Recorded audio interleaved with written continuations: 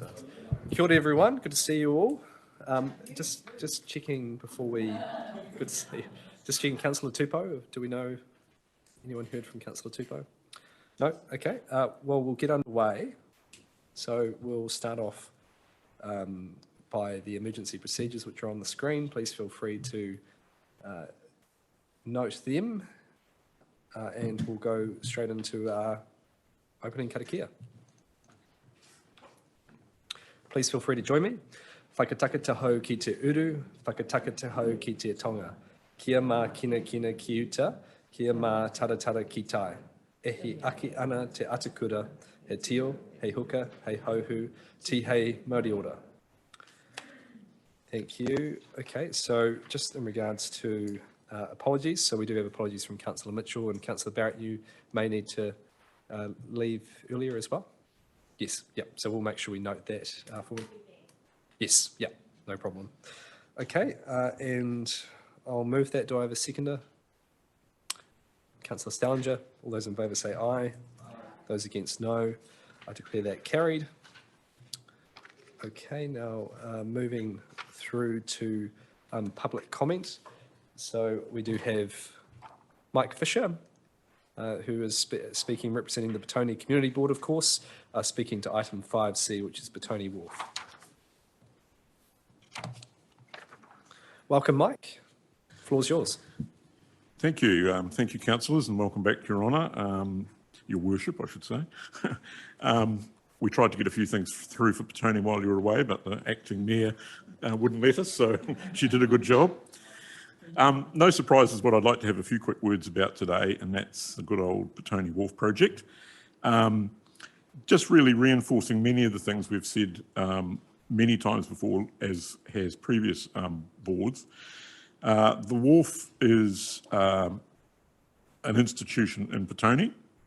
The community do expect an outcome on the wharf, but it's not going to be easy for you guys, and we know that there's enormous cost pressures around the city. The steering group had come up with options, and the report in front of you today contains the recommendation from the steering group and officers' recommendations plus others. And in looking at those, I would just like to really press option A as the preferred option in my opinion, and also the community board as we've discussed it at this point, knowing that that would retain what we feel the community expects. However, having said that, we realise there are other options there. I'm certainly totally against the option D that has been recommended by the officers. I think perhaps that's one, aside from total demolition and nothing, that's about the worst option that could be there. There is a compromise option, and I'll come back to that. However, what we really want to see is something that retains good amenity value. The wharf has that. We want to see that Petone has some investment in it. It hasn't really, if you look back, aside from day-to-day maintenance, the last major project in Petone was Mackenzie Baths. Now, we've had a dreadful sort of alignment of the planets where we've ended up with the wharf, the grandstand, issues with the wreck, and the need to do something about the library area, all sort of arriving at the same time as a cost of living crisis. So we want to get something for Petone. We need some wins. Politically, we need some wins, and I suggest as politicians around this table, you need some wins. And so some compromise has to be made. Now, there is the compromise option there of option C, which earmarks some money for projects in Petone. Now, we know that the costings are going to change. They always do over time, but we know that the situation will change over time economically as well. On page 107.12, it makes the point that we don't have the necessary facts or costings. And so rather than nothing, you do have the fallback option of option C there, which at least would show Petone community that the council is noting there are issues there and putting line items in there to address it. And over the course of time, obviously that's going to change the costings perhaps, but then again, economic situations could improve. There may be other sources of funding become available, and so rather than take a drastic decision, we feel that if we can't get option A, then option C would be a good backup. And I would like to ask that you consider that. It's a lot to ask for, I realise, but then again, future generations, if they're walking along the esplanade, I think would prefer to walk out over the water on some structure rather than have no structure at all, or some stump of a platform attached to the roadway or nearby. So I'll leave you with that thought. Thank you. Thanks, Mike. Just the clarification on, you said that you totally opposed option D, which was, in essence, it's just if we were to propose something different. Just clarification if that was what you meant, or? Sorry, I might have the wrong option there when I said D. Alternative option, I think if I remember correctly, the viewing platform, and that's what I referred to in that last part of my statement, that option, basically A or C is the preferred options. A would obviously be the most preferred. Okay. The others are well down the ranking order. Yep. No, thank you for that. Yep. Any other questions from members? Councillor Briggs. Thank you, Mr. Mayor. Thank you, Mike. Just want to get clarity and mutual understanding around option C, that if that was the case and having earmarked $20 million in the long-term plan, that would potentially mean that some of those projects won't occur to the way that you're currently desiring, and just being realistic and honest about that now. Is it the board's understanding that if option C was to be the go today with council and this committee, that may then mean expectations might not be met in all three projects? I believe so. I mean, not only with the board, but I think in the community, it's, we're aware of the circumstances at the time. I think if the long-term plan had some line items for Petone in there, knowing, and then we could get the full consultation. We could see fully what the public want. They've got some more definitive things to consider. There'd be wider consultation. I think we'd get a much clearer picture of exactly what they would like and what they're prepared to pay for. And I think that's better than nothing. They know that even with that money, let's just say it stayed at $20 million, you're not going to be able to achieve everything you'd want, but it would at least start the ball rolling to get elements of those projects, or perhaps two of those projects underway, etc. Yeah. Any other questions from members? No, thank you very much, Mike. Really appreciate you taking the time. Thank you, guys, and have a good discussion. Thanks. Okay, so we have no other members of the public here who wish to speak. So we'll move through to conflict of interest declarations. Do we have any conflicts to declare from members? No. Okay. Now moving through to item 5, excuse me, which is the recommendations to council, and that is first up item A, which is the long-term plan early engagement results on page 6 of the agenda. So I'd like to ask Richard Hardy to come forward for this item. Richard, any overarching comments you'd like to make, or anything that's not in the report, and then we'll see if members have any questions. No, there are no further questions. Just reminding councillors that we had a really good discussion about the survey at our briefing to you on the 16th of August. We talked through some of the things that we're trying to do to get closer contact and connection and future engagement with some of those outlier communities, but also the really strong endorsement for the strategic approach that you've taken through the hui on 31st of May. And our recommendation is that we now adopt that strategic framework, and that will inform both our narrative and help inform decision making as we go through in the long-term plan process. Thank you, Richard. Any questions from members?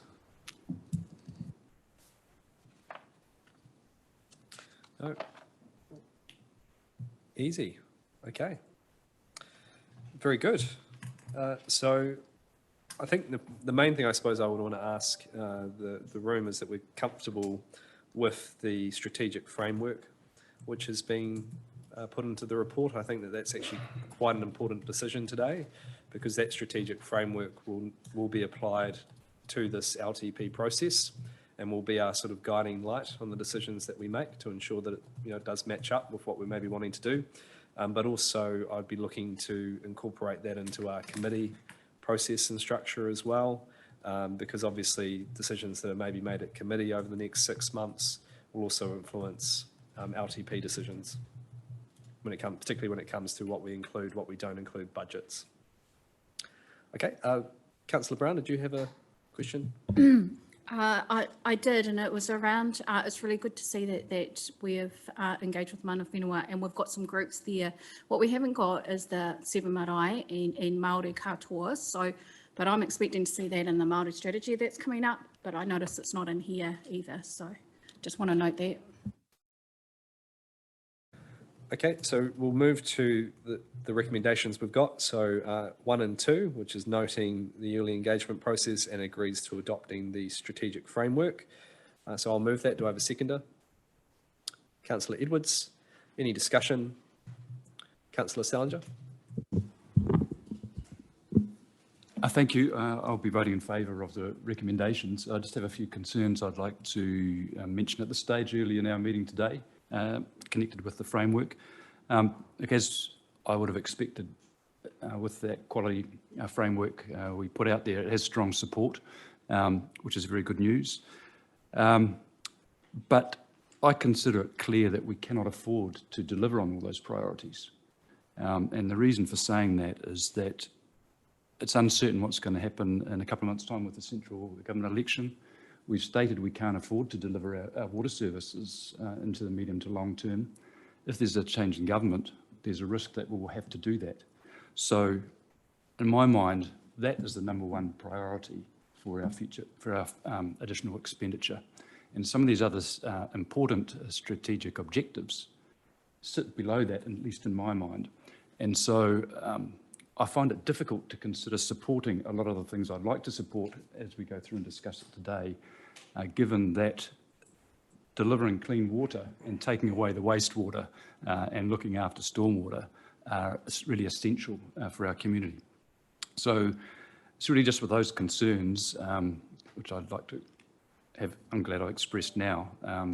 I think nevertheless, this is a good framework to take us forward as we consider our items today and into the future.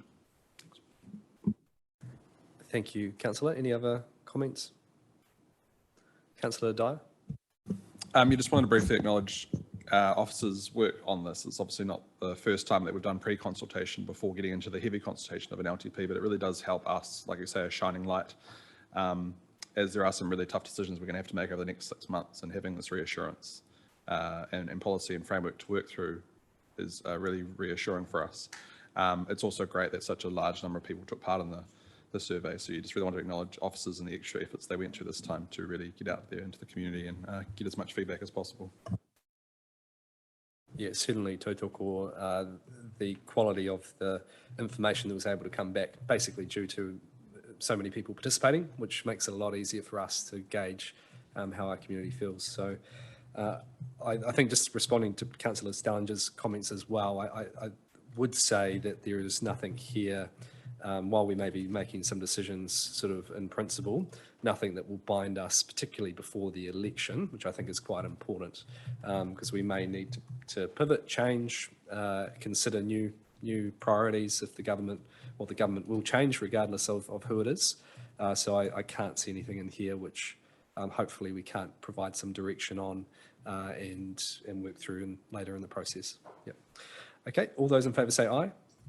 Those against no. I declare that carried. Okay, moving through to item B, which is the draft long-term plan financial aspects, including key financial strategy and forecasting assumptions. And this is on page 76 of the agenda. And I'll ask Jenny to speak to this item, and I know you've got a presentation which you'll put up on screen. Thank you, Mr. Mayor. So this paper is seeking decisions around our key underlying financial assumptions, and it's an important part of the process ahead of us officers going through the detailed budgeting process in September. So I have got some slides, if we can pop those up, please. So the purpose of the slides is really to provide a very, very high level overview of all the financial elements that are in the papers today, really to pull it together and really focus on what does it mean from a rates increase perspective and a debt perspective, give you that high level information, and also just looking forward into the next few months, other items that are going to be coming through to council for decisions. So you're just getting that overview and broader perspective. The slides were distributed yesterday in Diligent, so you should be able to see them there. I'll also just mention there was a memo that was distributed yesterday as well, and that's got the updated Burl inflation adjusters, and that'll be part of the decisions today around inflation assumptions.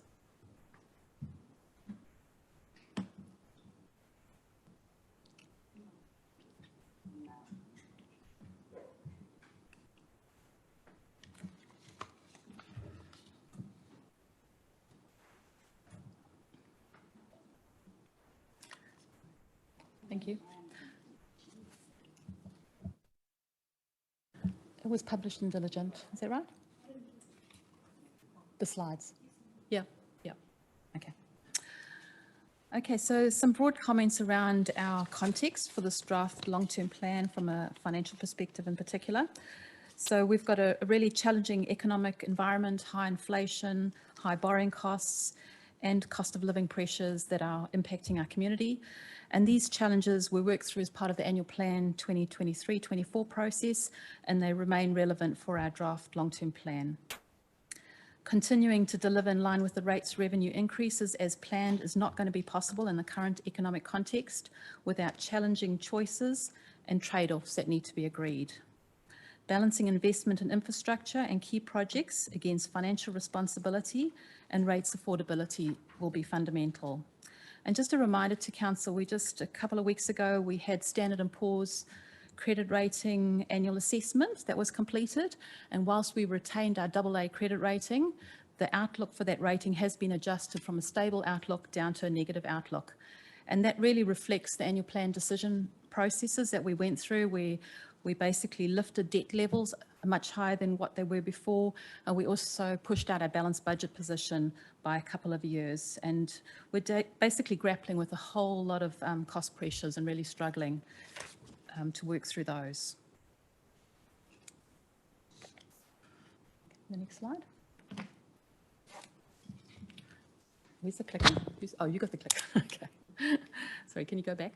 So can we go back to the process slide? So high-level overview of the process of the next few months. So we've got basically 3 key meetings. Today's the key kickoff one, then 30th of October, and then 27th of November. And through these meetings, we really need to work through various budget decisions, priorities, trade-off conversations, and we've also scheduled 2 workshops, so one early October, that date's changed to the 9th of October now, and the 13th of November, where officers will be supporting conversations with council around those priorities and trade-off choices. The final meeting in December basically is where we've got to confirm our consultation approach and various aspects around the draft plan. Okay, so this slide here provides a summary of all the budget papers and financial aspects in the agenda today. And we've categorised them into 2 areas, so unavoidable cost increases and optional funding requests or choices that council's got to make. And this, I just want to really emphasise this is before we've done our detailed budgeting process. This is just as the information that we've got to hand right now. So in the slide there, we've got the rates impact and the debt impact, and we've used in each case the recommended officer option on those papers, but there are alternative options for council to consider with each of the papers. Okay, so showing that graphically on the next page. So you can see the rates impact, unavoidable cost increases. And you can see the 8.9% rates increase is our starting position that we've included in the annual plan 23-24 as year 2. And then adding on to that is interest costs. So those are higher cost of borrowings.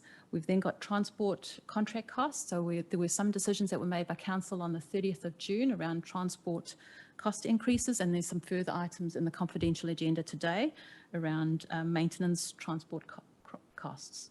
So that's another 1%, and there's some emergency management costs that are unavoidable, so that's a 0.2%. So just looking at those items alone, that would bring us up to 11.4% rates increase. And obviously, as I said, it's before we've done our budget review process and looked for any savings or offsets or revenue opportunities. And then jumping to the next slide, if we add in some of those choices that council's got on the agenda papers today.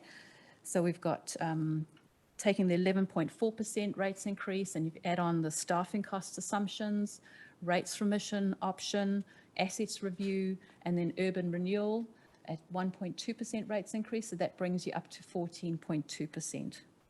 So that gives you just a high level view of the projected rates increase. There's obviously Petone Wharf there. We haven't included there any changes or increases in cost for Petone Wharf in that slide there. Okay, so then from a debt perspective, now you'll be well aware that through the annual plan process, we increased our debt levels much higher, and we're right up against pretty close to our debt limit as part of our financial strategy debt limit of 250% debt to revenue. And so this slide here on the left shows you how much debt headroom or capacity have we got remaining after we adjust for the items in the papers today. And you can see through 2027 to 2030, it's very, very tight. So only $72 million. So we've got virtually no headroom debt capacity there. Okay, so the next few slides, I won't go through them, but there's 3 slides there that list an early cut of potential other LTP initiatives that are going to be coming through to council as part of that October decision-making process. So things like Three Waters investment choices, extra costs for transport slips, and so on. So there's a long, long list there. Most of those you will have had discussions as part of the subcommittee meetings and so on, that most of these will be familiar to you, and you'll be expecting them as part of the LTP process. You'll see in there we've also got a funding impact, just a high level sort of red, orange, yellow system. We don't have the details of all of those items as yet, but we're just trying to provide a bit of a high level indicative financial impact so that you get a sense of what's still to come through. The list's very, very long. And I suppose going back to the original point about choices and trade-offs that are going to need to be made and rates affordability considerations, they are going to be pretty tough conversations through this LTP process. So I will stop there and hand back to the Mayor. Thank you, Jenny. Any questions from members? Councillor Brown. 2 broad questions. When we set the first financial strategy, that was prior to the increase in inflation and cost of living. Is there any, do we have any shift capacity around the 250%, as well as the, we've got a plan of when we want to break even? Is that going to be on the table for the long-term plan? That we relook at the financial strategy, because we set that earlier? So the financial strategy was set as part of the last LTP process, and through the last 2 annual plans we have reviewed and looked at it, and we've maintained all the limits of debt in the last 2 annual plans, but the balanced budget position we pushed out. In the papers today, the debt limits are, there's some decisions sought on those debt limits as part of the financial strategy. But yes, definitely as part of that broader package in October, when we bring back we've done our detailed budgeting process, we will definitely be pulling that together and showing, providing advice around what the impact is on the financial strategy and what are the options going forward. But we will definitely be holding that S&P credit rating very firmly in front, alongside those decisions, and asking council to make decisions in that context and understanding the financial risks related to that. So just to follow up to that, if we were considering that in the context of S&P, will that have what is the layers of impact when we have that new rating that we got from S&P? Does that come in the borrowing, and will that be, is there a potential that could change again? So Standard & Poor's assess our credit rating each year. So we expect the next one will be in August next year, and it'll be off the back of LTP decisions. So they'll have a look at where our budgets land and make a call about our rating at that point. So yes, there are layers, and currently where they've landed, where they've reduced the outlook to negative, there's no impact directly now on our cost of borrowings. But if they do reduce our rating down below a AA, then there will be a direct impact on our cost of borrowings, because the local government funding agency basically charge us a different margin depending on what our credit rating is. Any other questions? Members, Councillor Edwards? Thanks, Jenny. Would you have any comment on, they are what they are, Bill's projections for the local government cost index, but they seem startlingly low to me, given the costs that we're facing in people and materials. We haven't even talked about insurance. One of the articles we've seen recently is that some councils around the country are stopping insuring things. It's so expensive. They just seem startlingly low.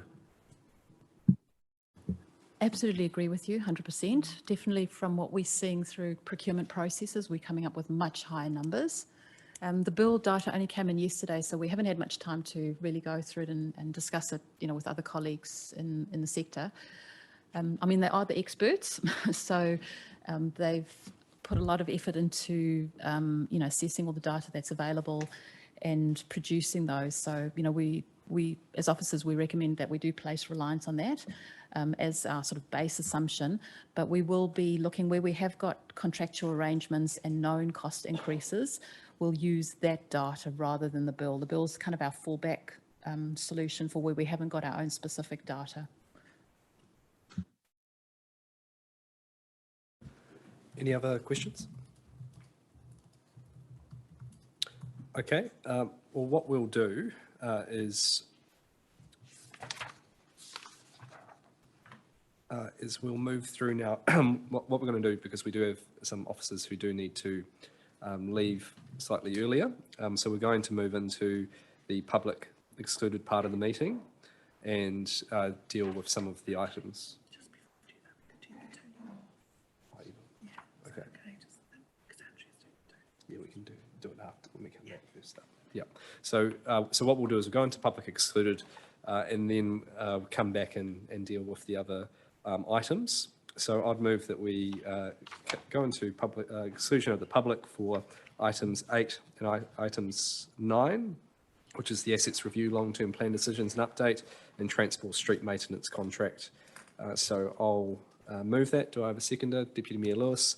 Any discussion?